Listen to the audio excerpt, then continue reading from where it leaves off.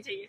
देखिए ये पाकिस्तानियों का जो काम है ना वो इसी वजह से इनको बैन करते हैं। आपको पहले तो ये यूके के लिए भीख मांगते थे हाँ। कि हमें वीजा मिल जाए, फिर ये जर्मनी के लिए, फिर ये जो पहले यूरोपियन कंट्री से पहले उधर जाने के लिए तड़पते थे। तो हर बंदा ये कहता था कि दुबई तो इनके लिए लाहौर बना हुआ है, जिसने लाहौर नहीं जाना वो दुबई चला। भारत चाहता है कि पाकिस्तान को वो थप्पड़ मार के चुप करा देगा, तो ऐसा नहीं होगा। अच्छा। अगर उनके पास फौज है तो पाकिस्तान के पास भी वो भला क्यों, देखे इज्जत आपको खुद बनानी पड़ती है वो अपने। तो सच है। एक तो हमारे पासपोर्ट की फिर एक दफा तो एक वैल्यू डी वैल्यू हो गया हो गई है। और दूसरा हमारा प्राइम मिनिस्टर जो खुद इतने अरबों खरबों रुपए के इनके फ्लैट्स हैं, इनके पास इतनी प्रॉपर्टी है, ये किस मुंह से मांगने जाते हैं? सबसे पहले ही अपनी जायदादें बेचे। अगर ये हमने देखा इंडिया बहुत अच्छा काम कर रहा है और मतलब वो हर तरह से मतलब कि हर कंट्री के लिहाज से वो सबसे ऊपर जा रहा है टेक्नोलॉजी के लिहाज से। तो वो इस 1500 से 25 किलोमीटर जा सकता है। तो उसको सबसे बड़ी बात ये है कि इंडिया का प्राइम मिनिस्टर वो करते हैं।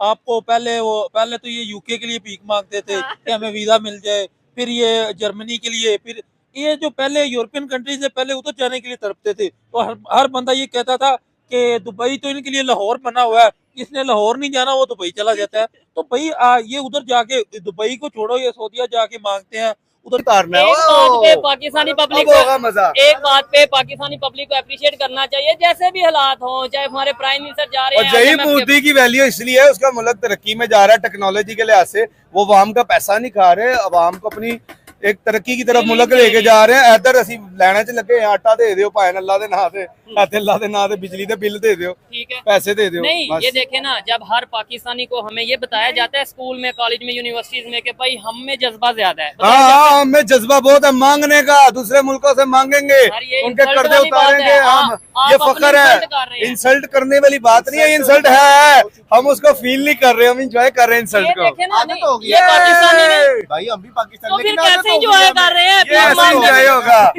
ये ऐसे इंजॉय होगा हमें, और छितर ज्यादा बढ़ने चाहिए। हम अवाम पाकिस्तान ऐसी है, ये अपने हक के लिए सच नहीं कह रहे हैं बोलेगी। ये। हाँ जी भाई जी सच बोलो कह रहे तो कि वाम को छितर पड़ने मैं चाहिए। कह रहा हूँ वहाँ हमारी को छितर पड़ भी जाए फिर भी नहीं फिर सही भी होगी। कहेगी बंदे बढ़ा दो, लेकिन यार छितर मारो, हमारे पास टाइम नहीं है यार। चले, डंडे भी ये आप खाएंगे। बात जो भी कर रहे हैं, मैं भी पाकिस्तानी हूँ, आप भी पाकिस्तानी हैं, और मैं गारंटी से कहता हूँ, चाहे जैसा भी अपने तौर पे अपनी ओपिनियन दे रहे हैं, दिल आपका भी तकलीफ में होगा। सच बताइएगा, मजाक आप यार ये तकलीफ ही है जो हम खुशी में बयान कर रहे हैं, क्या दुख बताएं, है, ये दिल दर्द है। टूट गया, दुख दर्द है कि हमारे साथ हर दिल दफा मुर्दा हो ज्यादती गया। हो गई है, दिल मुर्दा हो गया है। ठीक है। ठीक है। और दूसरी क्या साइड पे करें जो हम? मैं सवाल करने लगा था वो ये था कि हमें बताया जाता है जज्बा ज्यादा है, उस जज्बे से हम टेक्नोलॉजी में क्यों नहीं आगे निकलते इंडिया से? उस जज्बे से हम आईटी में क्यों नहीं आगे नहीं, ये निकलते? हम एक जज्बा है हमारे अंदर, इंडिया से आगे ये पागल अवाम हुई है ना, टिकटॉक बना रही है अपनी, ये खुसरो की तरह डांस कर रहे हैं, ये यूट्यूब पे जो व्लॉगर्स बैठे हुए हैं, ये पाकिस्तान को प्रमोट नहीं कर रही, ये बस अपनी माओ बहनों को प्रमोट करके दे रहे हैं। और उसमें ये और हाँ वो कमाई कर रहे हैं, और हमारी आवाम कहती है यार वो रजब भट्ट ने ये ले लिया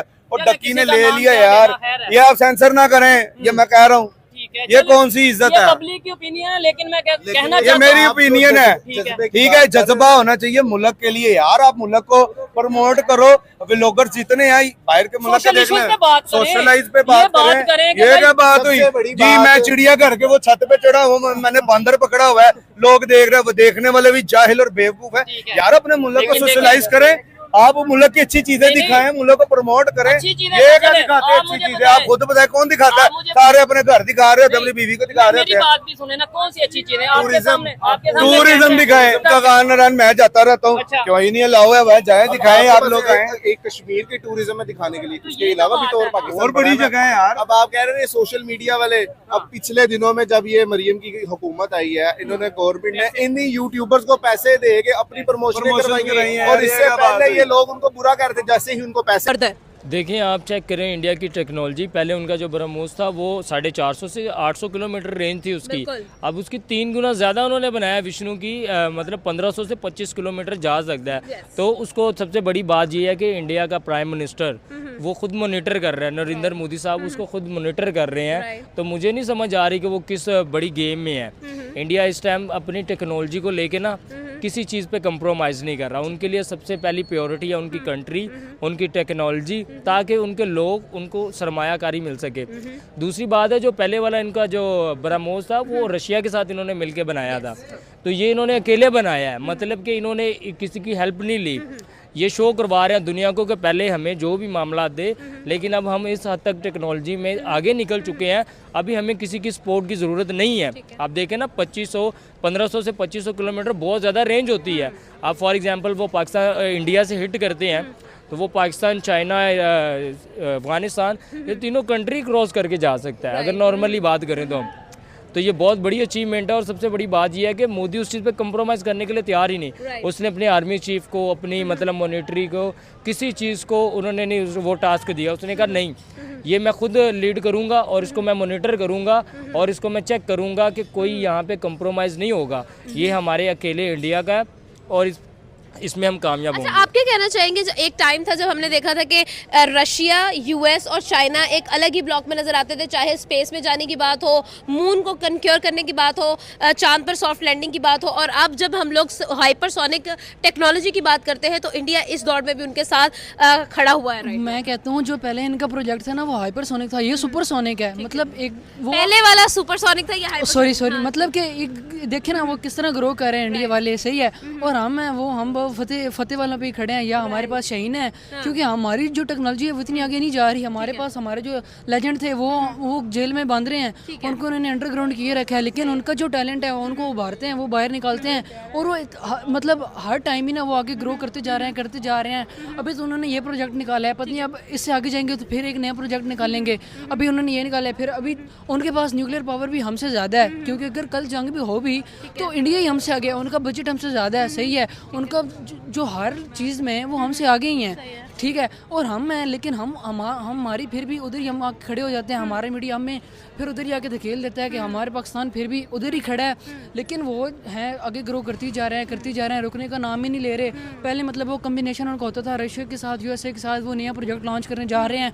अब वो फिर अकेला प्रोजेक्ट उन्होंने लॉन्च कर दिया। देखिए उनकी कितनी बड़ी अचीवमेंट है, इतनी कैपेबिलिटी है, इतनी सलाहियत मौजूद है। सर ऑपरेशन से दूर में हमने देख लिया किसके पास बॉर्डर के उस पार कितनी कैपेबिलिटी है उनकी आर्मी के पास, हमारे पास क्या कैपेसिटी है, हमारे पास क्या स्ट्रेटजी है। लेकिन ये देखिए मोदी साहब पाकिस्तानी यूथ को पुकार रहे हैं, ठीक है। यूथ सबको बड़ी प्यारी होती है, यूथ में क्या होता है 16 से लेके 28-27 साल की जो जनरेशन होती है वो यूथ में आती है। उन्हें बोल रही है कि टेररिज्म एक बीमारी है, इस बीमारी से आप लड़ो वरना फिर मैं तो हूँ ही। तो ये देखिए मोदी साहब ने आज तक कभी किसी नेशन के लिए ऐसे वर्ड यूज नहीं किए। क्या वो हमें प्रोवोक करना चाहते हैं कि हम भी इसी तरह के नैरेटिव बिल्ड करना शुरू करें? मोदी साहब को एक ना डिलेमा है कि ये पाकिस्तान जो है ये भारत के अंदर दहशतगर्दी करवा रहा है, पाकिस्तान जो है वो फंडिंग कर रहा है। That is all wrong, that is all propaganda, इसमें कोई हकीकत नहीं है।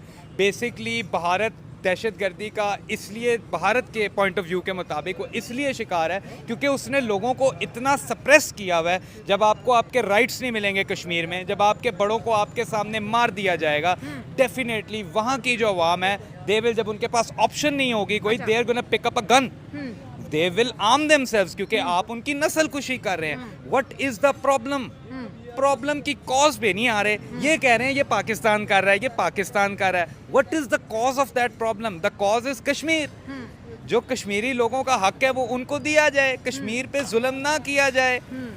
वो उठ के आपको लग रहा है जो मोदी साहब कहते हैं कि मैंने आर्टिकल 370 हटा दिया, 35 से हटा दिया, मैंने यहाँ पर डेवलपमेंट करवा दी, मैंने पत्थरबाजी रुकवा दी, मैंने टूरिज्म को बूस्ट किया, तो क्या वो कश्मीरी की राइट्स में नहीं आता? बिल्कुल, उसने वो रिवोक करके बहुत गलती की, उसने गलत किया जो कि उसको नहीं करना चाहिए था। जहाँ तक बात रहेगी कि कश्मीरियों को उनके राइट्स मिल रहे हैं, ये बिल्कुल गलत बात है। कश्मीरी आज भी इंडिपेंडेंस और फ्रीडम स्ट्रगल के अंदर उनकी जिद्दोजहद है और अल्लाह उनको कामयाब करे उसमें। वो लोग दोबारा मैं थोड़ा सा आपको फिर टॉपिक की तरफ लेके आया हूँ।